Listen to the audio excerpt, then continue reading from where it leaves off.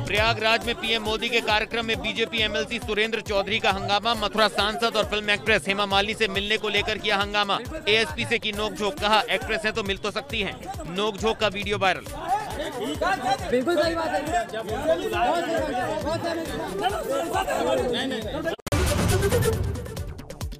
प्रयागराज में मातृशक्ति महाकुंभ में पीएम मोदी ने महिला समूहों को दी सौगात। 1,60,000 स्वयं सहायता समूह को 1,000 करोड़ किए ट्रांसफर। कन्या सुमंगला की लाभार्थियों को 20 करोड़ 20 लाख ट्रांसफर। प्रधानमंत्री नरेंद्र मोदी ने मंच से 202 टेक होम राशन प्लांट्स का किया शिलान्यास। सौगात देने से पहले महिलाओं से किया सीधा संवाद। कार्यक्रम स्थल पर जब प्रधानमंत्री नरेंद्र मोदी पहुंचे तो अचानक एक छोटे बच्चे को पीएम मोदी ने गोद में उठा लिया और उसको दुलार किया। पीएम मोदी ने कहा डबल इंजन की सरकार ने यूपी की महिलाओं को जो सुरक्षा और सम्मान दिया वो अभूतपूर्व। डबल इंजन की सरकार ने यूपी की महिलाओं को जो सुरक्षा दी है, जो सम्मान दिया है, उनकी गरिमा बढ़ाई है, वो अभूतपूर्व है। प्रधानमंत्री मोदी ने अपने संबोधन में कहा बैंक सखी महिलाओं के जीवन में ला रहा है बड़ा बदलाव। बैंक सखियों पर 75,000 करोड़ का लेन देन सौंपा। सखियों का काम कितना बड़ा है। यूपी सरकार ने इन बैंक सखियों के ऊपर ऐसे करीब 75,000 करोड़ के लेन देन की जिम्मेदारी सौंपी है। पीएम ने बताया मैटरनिटी लीव को 6 महीने किया गया। गर्भावस्था के दौरान महिलाओं के खाते में 5,000 रुपए दिए जाते हैं। मां अपना काम जारी रख सके, इसके लिए महिलाओं की छुट्टी को 6 महीने किया गया है। प्रधानमंत्री नरेंद्र मोदी ने पिछली सरकारों पर साधा निशाना। कहा पहले यूपी में था माफिया राज, योगी सरकार ने गुंडों को पहुंचाया सही जगह। मेरी यूपी की बहन बेटियां थी, उन्हें सड़क पर निकलना मुश्किल हुआ करता था, स्कूल कॉलेज जाना मुश्किल होता था। आप कुछ कह नहीं सकती थी, बोल नहीं सकती थी, क्योंकि थाने गई तो अपराधी बलात्कारी की सिफारिश में किसी को फोन आ जाता था। योगी जी ने इन गुंडों को उनकी सही जगह पहुंचाया है। सीएम योगी ने कन्या सुमंगला योजना का किया जिक्र। प्रदेश में महिलाओं और पुरुषों के अनुपात को बेहतर करने में मदद मिली। बेटी के जन्म लेने के साथ साथ स्नातक तक की पढ़ाई के साथ 15,000 की राशि अलग अलग चरणों में प्रदान करने की कार्रवाई, और ये आज प्रदेश के अंदर महिला और पुरुष के अनुपात को बेहतर करने में इसने मदद की। सीएम योगी ने महिलाओं के लिए चलाई जा रही योजनाओं को लेकर पीएम मोदी की तारीफ की। 2014 के बाद से आधी आबादी के लिए हर संभव हो रहा काम। आदरणीय प्रधानमंत्री जी ने देश के अंदर 2014 में प्रधानमंत्री बनने के साथ ही बेटी बचाओ बेटी पढ़ाओ के माध्यम से आधी आबादी के प्रति जिस दृष्टिकोण को बदलने का कार्य किया था, आज उसके परिणाम हम सबके सामने देखने को मिल रहे हैं। सोनभद्र की सदर सीट से भाजपा विधायक भूपेश चौबे रिक्शा चालक के रूप में लोगों के बीच गए और सीएम योगी की जनसभा में आने की अपील की। गाजीपुर से शुरू हुई भाजपा की जन विश्वास यात्रा बुधवार को पहुंचेगी सोनभद्र। हाइडल मैदान में जनसभा करेंगे सीएम। 500 करोड़ से ज्यादा की परियोजनाओं की देंगे सौगात। 22 दिसंबर को सोनभद्र में जन विश्वास यात्रा में सीएम योगी लगभग 500 करोड़ से ज्यादा की परियोजनाओं का करेंगे लोकार्पण और शिलान्यास। गाजीपुर से शुरू की गई जन विश्वास यात्रा का सोनभद्र में होगा आगमन। तैयारियों में जुटा जिला प्रशासन। मैनपुरी से अखिलेश यादव ने की विजय रथ यात्रा के 8वें चरण की शुरुआत। विजय रथ यात्रा में उमड़ी सपा कार्यकर्ताओं की भीड़। भाजपा की चुनावी यात्रा पर अखिलेश यादव का तंज। कहा ये जनता का रथ नहीं, चाउमीन वाले ठेले से की भाजपा के रथ की तुलना। लगते ना मिठाई के, खाने के और चाउमीन के ठेले, उस तरह का रथ दिखाई दे रहा है उनका। ये जनता का रथ नहीं है। अरे रथ चलाना था तो तैयारी से रथ चलाते। आप दूसरे के रथ की समर्थन जनता का मिल गया, उसके बाद आप ये चौमीन वाला रथ लेकर के निकले हैं। सपा अध्यक्ष ने कहा भाजपा अब उद्घाटन नारियल से नहीं टमाटर से करेगी। नारियल से सड़क का उद्घाटन होगा तो सड़क टूट जाएगी। जनता पार्टी की बढ़ाई हुई सड़क में अगर नारियल से तोड़ने जाओगे, उद्घाटन करने जाओगे तो नारियल नहीं टूटेगा, सड़क टूट जाएगी। इसलिए भारतीय जनता पार्टी ने नाम बदलते बदलते, रंग बदलते बदलते ये भी तय कर दिया है कि अब उद्घाटन में नारियल का इस्तेमाल नहीं होगा, टमाटर का इस्तेमाल होगा। मैनपुरी में अखिलेश यादव ने प्रेस कॉन्फ्रेंस कर प्रदेश सरकार पर बोला जुबानी हमला। कहा सरकार बुलडोजर लेकर कब पहुंचेगी लखीमपुर। वाली सरकार लखीमपुर बुलडोजर लेकर के कब पहुंचेगी। सपा अध्यक्ष अखिलेश ने भाजपा पर वार करते हुए कहा देश में सबसे बड़ी झूठी पार्टी है भाजपा। उनका वादा निकला जुमला निकला। भारतीय जनता पार्टी की हर बात झूठी है।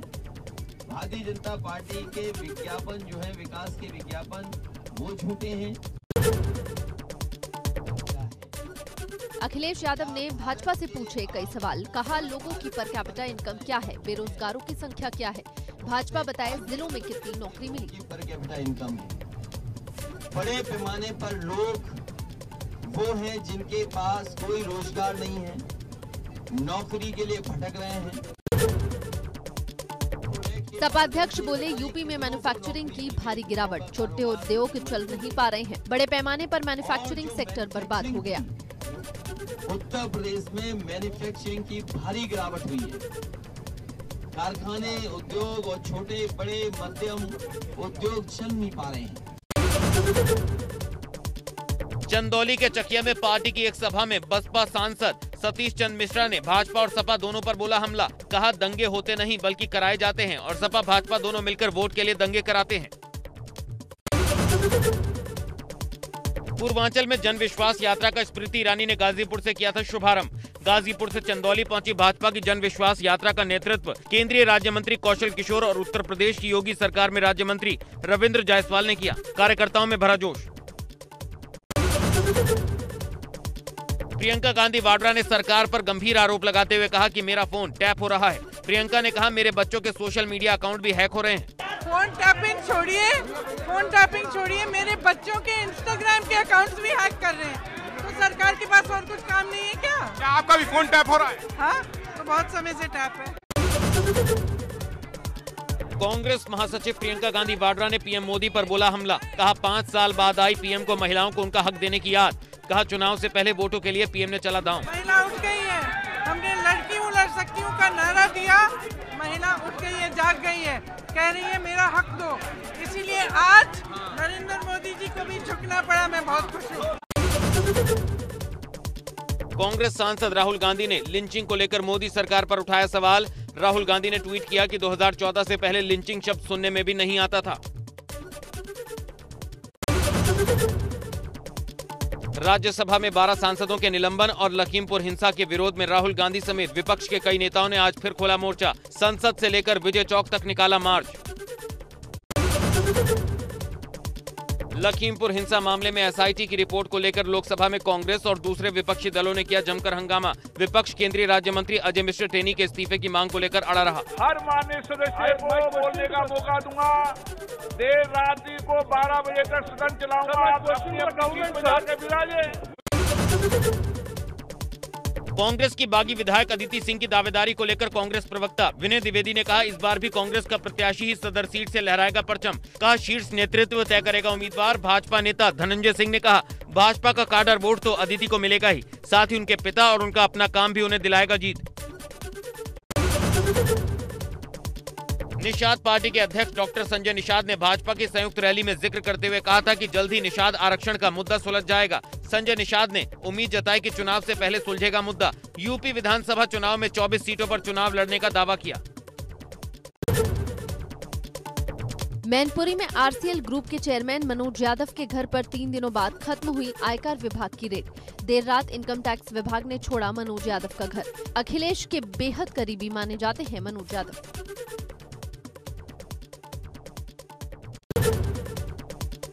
अखिलेश के करीबी जैनेंद्र सिंह उर्फ नीटू यादव के घर आईटी रेड खत्म। सोमवार देर रात आयकर विभाग की टीम वापस लौटी। टैक्स चोरी की सूचना पर 3 दिन से दस्तावेज खंगाल रही थी आयकर विभाग की टीम। दिल्ली में मुलायम सिंह यादव और मोहन भागवत की मुलाकात पर यूपी भाजपा ने किया ट्वीट। लिखा, ये तस्वीर बहुत कुछ बोलती है।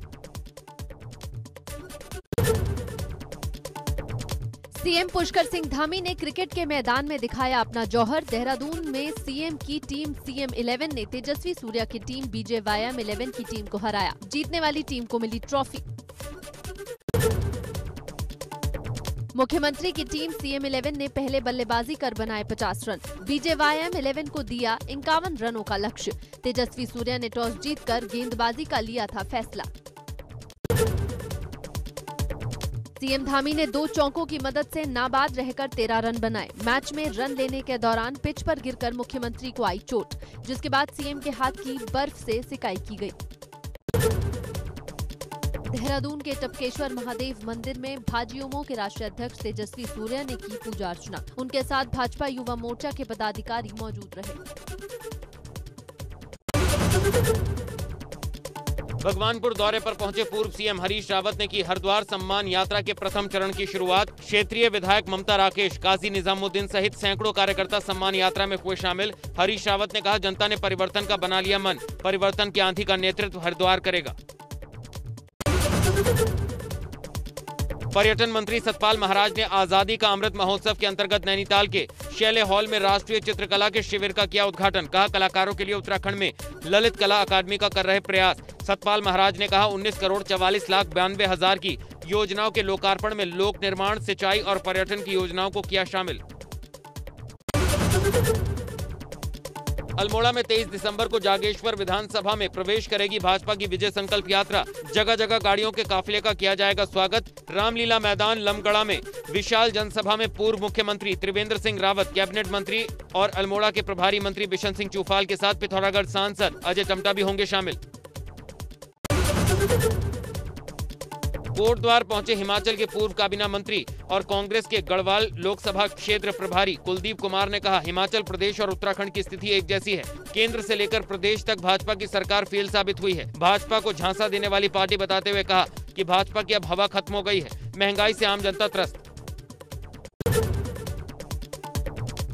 प्रदेशवासियों को 24 घंटे बिजली का तोहफा दे सकती है यूपी सरकार। 25 दिसंबर को अटल जी की जयंती पर सौगात की तैयारी। राज्य में 24 घंटे बिजली की आपूर्ति हो सकती है शुरू। संभल में राज्य मंत्री बलदेव सिंह औलख का विवादित बयान। ओवैसी की पार्टी के नेता को जवाब देने के दौरान कहा, बच्चों को शिक्षित करना मुस्लिमों की सोच नहीं। हमारी बच्चियां बेहतर किसी जगह पे, मगर योगी जी के नेतृत्व में, मोदी जी के नेतृत्व में जो सरकारें आई हैं, उन्होंने बिना भेदभाव के सब बच्चियों को पढ़ाने का काम किया। भाजपा की विजय संकल्प यात्रा पहुंची धारचूला। विजय संकल्प यात्रा का कार्यकर्ताओं ने पारंपरिक वाद्य यंत्रों से किया भव्य स्वागत। 5 सूत्रीय मांगों को लेकर पिछले 4 महीने से लगातार नोएडा प्राधिकरण के खिलाफ धरना प्रदर्शन कर रहे किसान। अब तक दोनों के बीच नहीं बन पाई सहमति। आमरण अनशन पर बैठे किसान, कहा जब तक उनकी मांगे पूरी नहीं होती तब तक आमरण अनशन से उठने वाले नहीं। मंगलवार को लगातार गिरावट से उबरने में कामयाब रहा घरेलू शेयर मार्केट। सेंसेक्स और निफ्टी करीब 1% की बढ़त के साथ हुए बंद। 497 अंकों की मजबूती के साथ 56,319 के स्तर पर बंद हुआ सेंसेक्स। वहीं 156 पॉइंट्स उछलकर 16,770 के लेवल पर हुई निफ्टी की closing.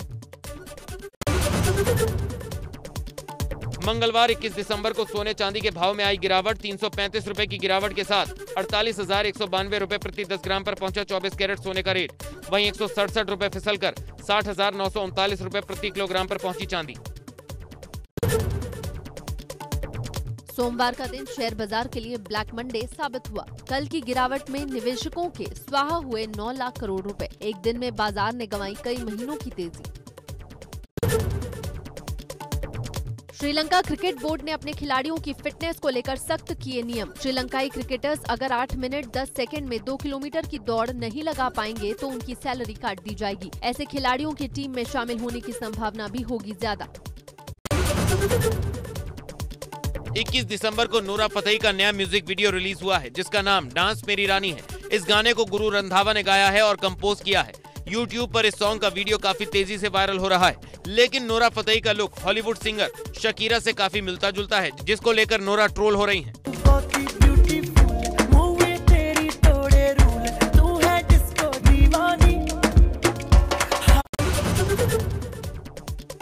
Big boss OTT fame Urfi Javed एक न्यूज मेकर बन चुकी हैं। उर्फी अक्सर ही रिवीलिंग कपड़ों में अपना फिगर फ्लॉन्ट करती नजर आती हैं।